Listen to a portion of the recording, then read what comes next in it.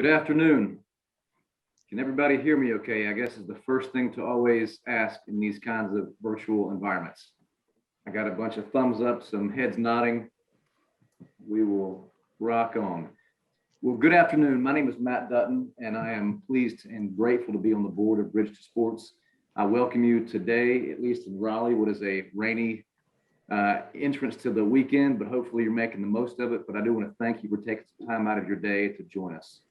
We believe in punctuality here, and I want to keep my comments short so you get to the real good things of this virtual meetup. But welcome to the second ever Bridge to Sports 360 Club After Hours event. At some point in the near future, this is going to be an in-person event. We get together, maybe share a beverage, share some stories, give a hug, give a handshake, whatever we're comfortable with. But until that day comes, we appreciate you joining us by video here.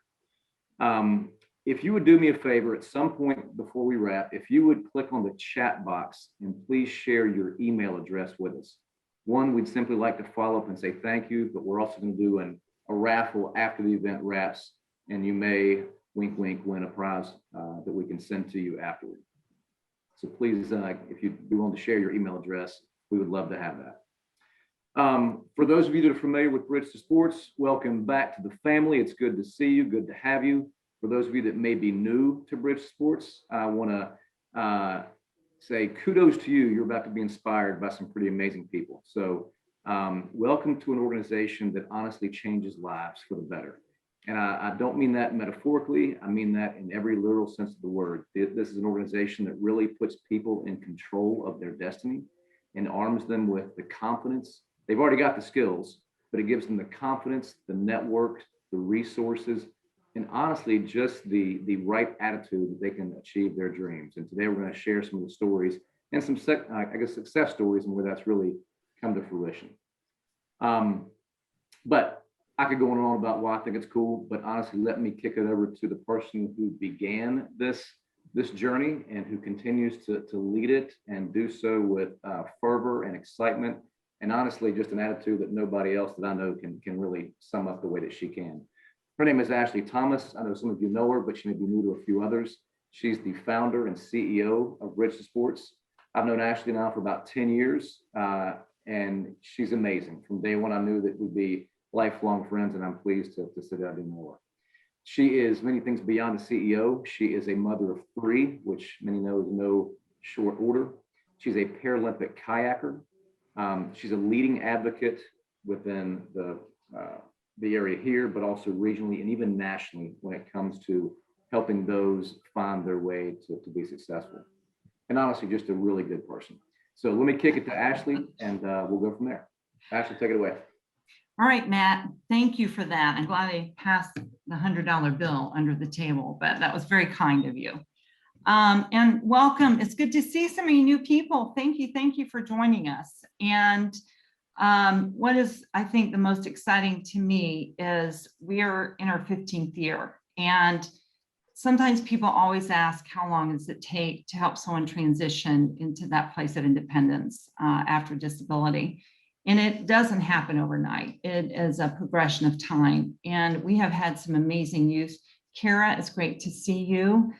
We may have to get you on here too. But we've had a number of youth come through the program and are in college or have graduated masters, and we're able to bring them back in a very different capacity. And someone asked me, how long does it take to change a life? And I think with kids, it's a solid 8 years. And then once they get through it, you see these beautiful people who are confident and strong. And I am so honored to introduce 2 of those young people today. I am going to first introduce William Christie, who is, he came in, I hate saying how long ago, because I keep thinking, really, I'm not getting older, but I am. But he got his master's from NC State. He is now a tutor at NC State with their athletes, which I think is a bit of a fun turnaround because William Christie is a wheelchair basketball player. And he has such a beautiful voice, and the warmth of his heart comes through. So we have now dubbed him the interviewer. So we kind of put that on him. And so he'll be asking questions. And our guest of honor today is Heather Widener, who is our beautiful red hair. And I was going to say, Heather, when I was going through that video, I think I counted 5 different hair colors for you. So one of the great things with Heather, Jillian, I know, I screwed up. I did exactly what I told the rest of the team not to do. So she is not on her own computer. This is Jillian Widener. Please forgive me, Jillian. I did the very thing I told everyone not to do. So no one be afraid now. I already did it. But Jillian is a freshman and she has been in our program for about 6 years. And I remember when we found her, but she is a person who is confident, she's sassy.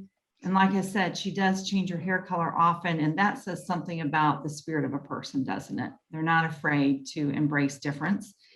And she is an amazing wheelchair basketball player, but she took the challenge of trying track and field in high school. And she is 3 seconds away from being the state champion holder for North Carolina, who is Lizzie Becker, who actually came out of this program as well. So it's kind of exciting to hear the different challenges. And so I'm honored, Jillian, to have you with us.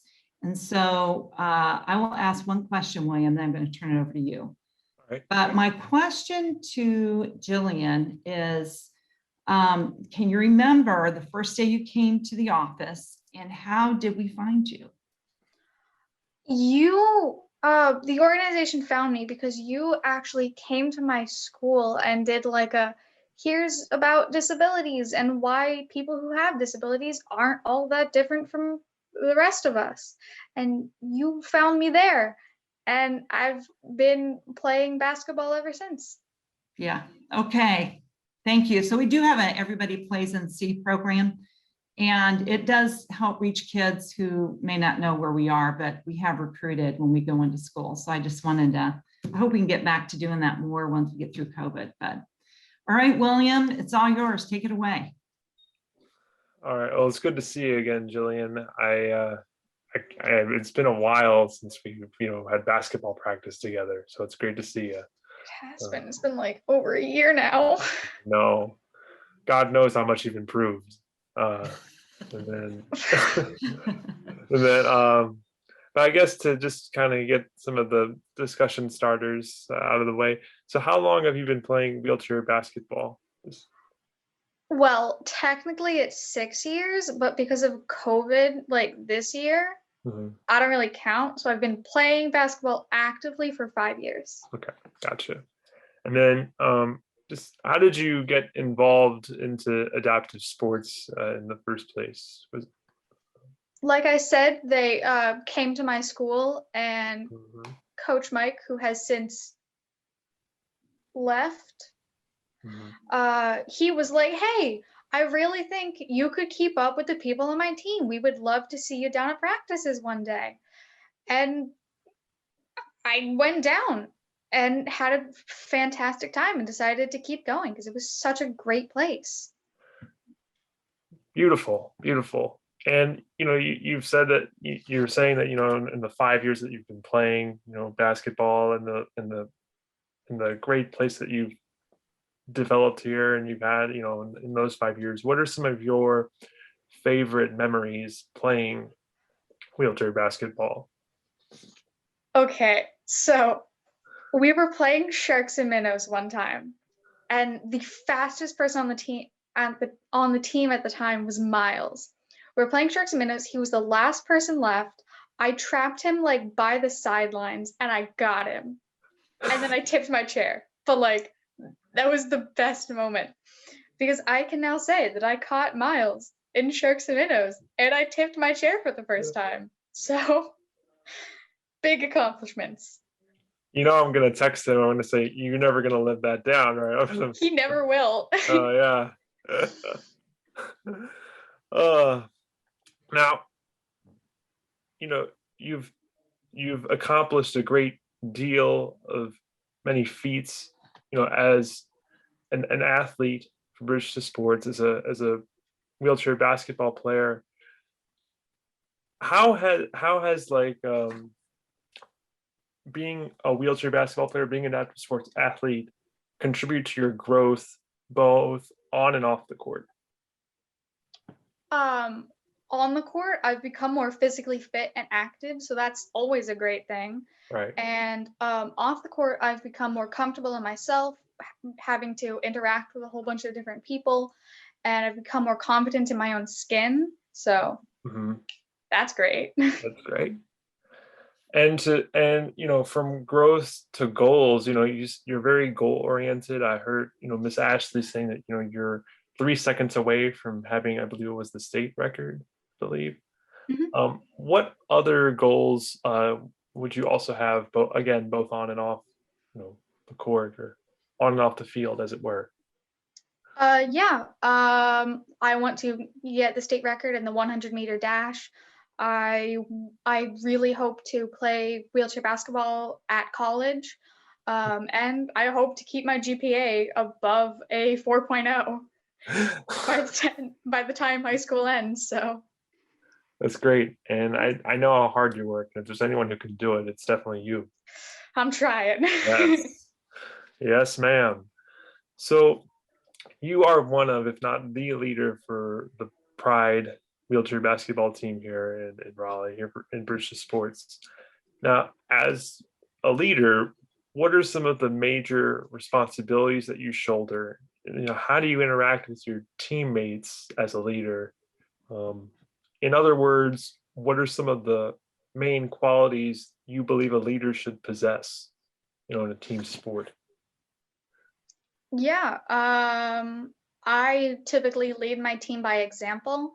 So, like, when we're doing drills, I'm usually the first person who does it to like show everyone else specifically how. And when people are talking and the coach is trying to get our attention, I ref- not to say that like I ignore them, but like I ignore the people who are trying to talk to me so that they get the hint and pay attention. And I really try to help my teammates get better at the sport and really enjoy it, because I do and I love it so much. And Mhm.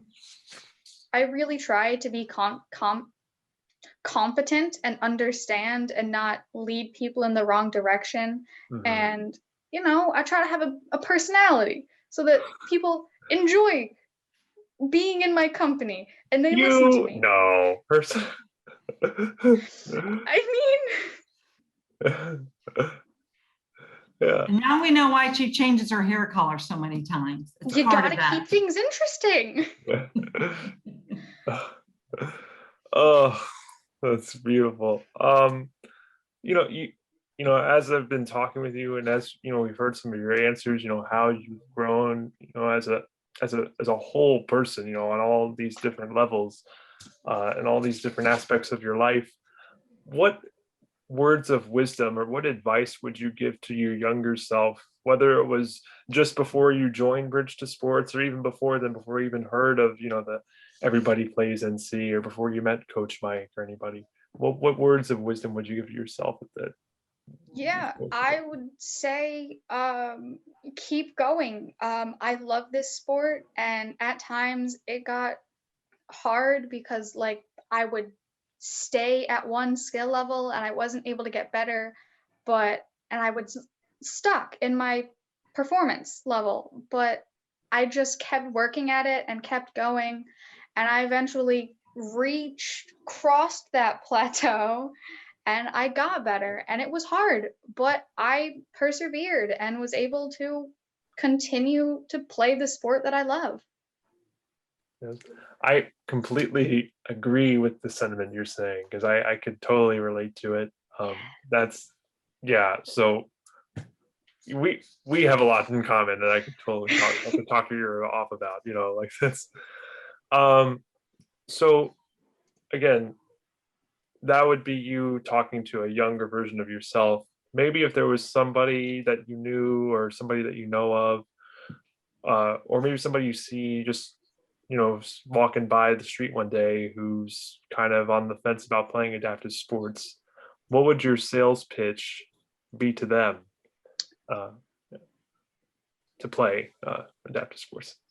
Yeah. Well, first of all, it is a great community. Everybody's so welcoming and nice. It's just great friends. And who doesn't want to hang out with friends every Friday night? That's when basketball is. Who doesn't want to just hang out with friends? And you get physical activity and you stay healthy and you have a talent, like you have skills, and what's not good about just being able to show off at stuff? Yeah. It's just a great thing to have. You got to do it. You got to showcase your gifts and your talents. Yeah, and you got to be proud of what you can do. Hmm. Now, kind of like a little wrap-up question from me. So, I heard that you do track at your local high school, and so what's it like? Because not a lot of people that I've known who've played adaptive sports or wheelchair basketball or anything like that, or have had the opportunity to represent their local school. So, what's it like having that opportunity itself, and then what are some of like the benefits and challenges, like the pros and cons of being a student athlete at such a young age? Um, well, when I go to like do meets and such, it's a little bit annoying, but whatever. There are a lot of technical difficulties when it comes to playing in a wheelchair because just miscommunications and stuff like that. So that's a little bit of an obstacle, but I always get to play at the end, so it's all worth it. But like the crowd and the people around me, whenever I'm put in my own category, so whenever I do it, I'm in a heat all by myself, and it's a little hard, like just racing against myself and the timer. So everybody in the stands cheers, and it's so great to have like the people around me be so supportive of what I'm doing. It is a little bit embarrassing at times though, because it's a little bit it's great though. But also the students, I get some odd looks because I walk in, and then I sit in a chair and I push. I get some strange looks, but I have had the opportunity to inform people and educate the other students at the different schools about disabilities and adaptive sports, and that's been a great opportunity to just educate those around me. Mhm. How do they typically respond? Just as a minor follow-up, how do they typically respond when you educate them? They're typically like pretty, woo, huzzah, let's go. That's so great. Pretty energetic and happy that kids get the chance and opportunity, and they think it's so cool that there is that opportunity for kids. Awesome. Jillian, since I've known you, you've been class personified, and I'm glad to see that continue today. And it's always a pleasure talking with you. So, good job. Woo. All right, can I do a follow-up question, Jillian? Of course. Because some of these folks don't know you and your disability is a little different. Do you mind sharing and just helping people understand why you do classify to play adapted sport? Of course. I have a disability called tibial hemimelia. I have a very mild case, so my tibia just grows a lot slower than the rest of the bones in my body. I was born with a club foot. I have a whole bunch of fusions in my foot, and I have a very limited range of motion. I have no ACL on my right leg.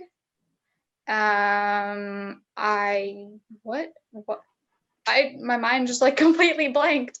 I have malformed meniscus in my knees, so I'm very shaky. I have stretchy ligaments, so I'll just be standing up and suddenly I'll be on the floor because I fell, and that's always a fun time. Because I have bad ankles and joints, I get language is hard. Walking is sometimes difficult. I roll my ankles a lot. I've subluxated both of my knees about 6 times. So even though you're walking, It is not an easy fluid movement for you. Yeah, There's it's a not lot of- easy breezy lemon squeezy. Right. Right. So, and that's why people are saying, you know, why does she walk on, you know, to get into her racing chair? Mhm. And then, you know, she races? Because I know when we first met, you really couldn't run because you were walking, but there were just those things as a, you know, 8-year-old, it was just not easy for you to do. So I wanted to clarify that a little bit because I think sometimes we know people like that and they don't know that they can play adaptive sports. So Jillian has been a real sharing that side because coaches sometimes go, we don't have youth with disabilities in our school. And it's like, you don't know how to look for them. And so thank you for sharing that, Jillian. Yeah, no problem. It was so much fun. Is there anything else you'd like to say? Or any questions from anybody else on the phone? Yeah. Open forum, fire away.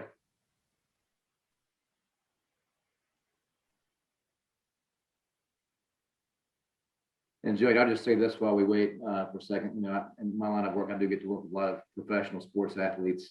Just yesterday, we were with Peyton Manning all day. And there's one thing that I've noticed about successful athletes like him and yourself. You have skill, but more importantly, you have swagger. And that's honestly what makes you successful. Hey. So that's it. So live into it. That's what true success is defined by, is the swagger that you have. So whether you're walking in the room or rolling in the room, the swagger that you put out is what people remember you for. So that's awesome to hear. Yeah, confidence. That's right. We do have a question, and I'll read it right off the chat box here because I'm still learning virtual even after 15 months like everybody else. Let's see. Give me 1 second. Jillian, what is the biggest challenge you have been able to overcome and what helped you most in doing it? I think honestly realizing that I do fit in with the disabled community. I can walk and I can get up out of my chair after practice. So I always kind of felt like a little divide between me and the rest of my kids, the kids on my team. And so that was always pretty hard, feeling like this little disconnect between us. But being on the track team has actually really helped me because I'll see these kids like sprint a full 800 meters and I will be like, no, I can't do that. I can't even run a 100, but I can do that in a wheelchair. And just seeing the fact that I can't do things running really helped me realize that I am disabled and I can't do things that other kids can do, but I do have that outlet that helps me. So that's always great. Very cool. Any other questions? Jillian, where do you want to go to college? I have no idea. You wanted to compete at the collegiate level though, right? I do. So Alabama is a great school because it has a great adaptive program. So that's fantastic. And the only thing is that it's so far away and I really was hoping to stay in state for college, but they don't have any schools around here that have adaptive sports programs. And it's so upsetting. So you know, the other thing, Jillian, is there's no snow.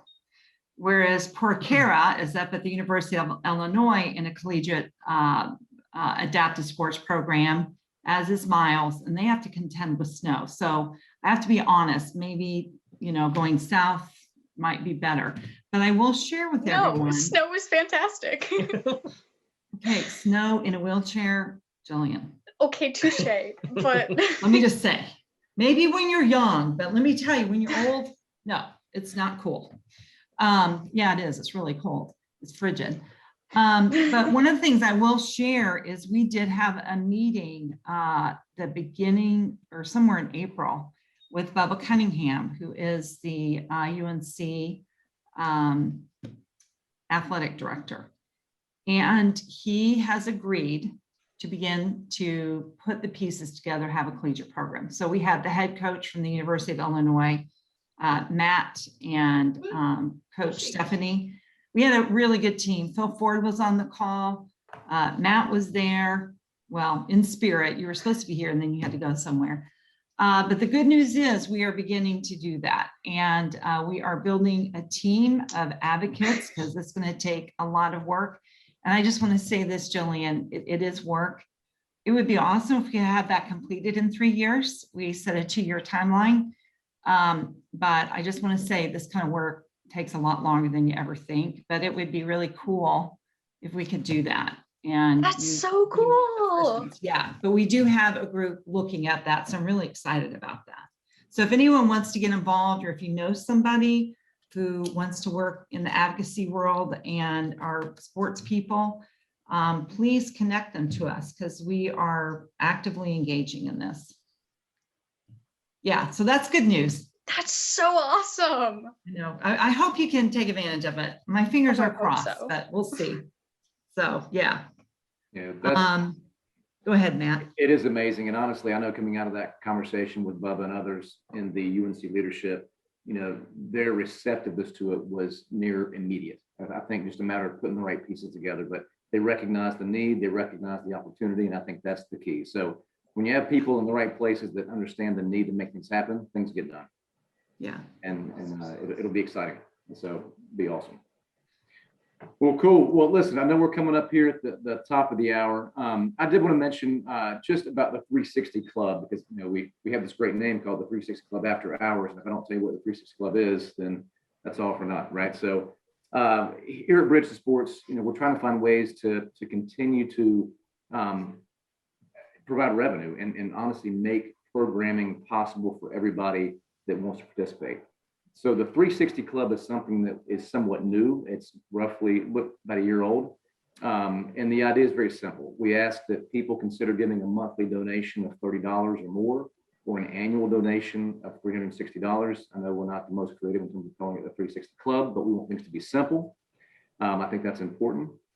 But as I mentioned, making sure that the programs are accessible to everyone is Ashley and Bridge Sports' #1 goal. You consider the fact that participant fees for the entire year for one participant is only $150, but some of the operational costs that the programs involve can run up to $25,000. So Bridge Sports is not turning anybody away because they're having to foot the operational cost of the program. They make it possible for everybody. That's why we have this kind of success that we continue to grow. So donations from the 360 Club and our other corporate partners and friends help to kind of make up that gap between the registration fees and then the cost to make the programs possible. And if you think about $30, these days that's a tank of gas, or maybe a half tank of gas, the way things are going. But it's simple, and it's things that we do every day. And I promise you that $30 spent on gas goes a lot less further than $30 spent towards Bridge Sports. I'll put my word behind that. So we would love to have you consider joining the 360 Club, or any kind of a donation or participation in what we're doing with Bridge Sports.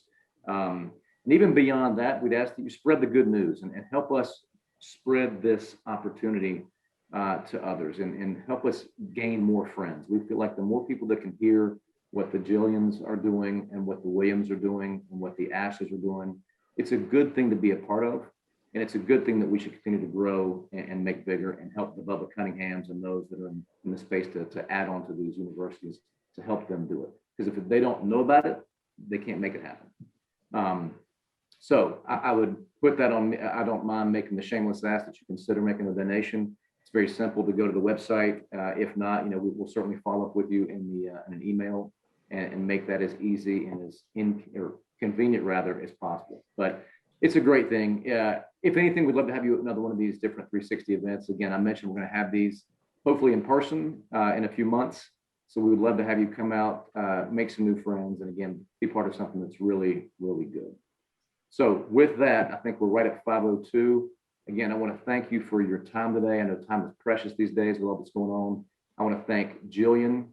I want to thank William for all that you do and all that you inspire, and to continue challenging yourself to make others aware and to help these other 8-year-olds that are out there and completely unaware of what Bridge Sports is, to understand how it can change the path that you're on and just to show the success that you've had. So thank you all. And with that, have a good rest of your day. Take care.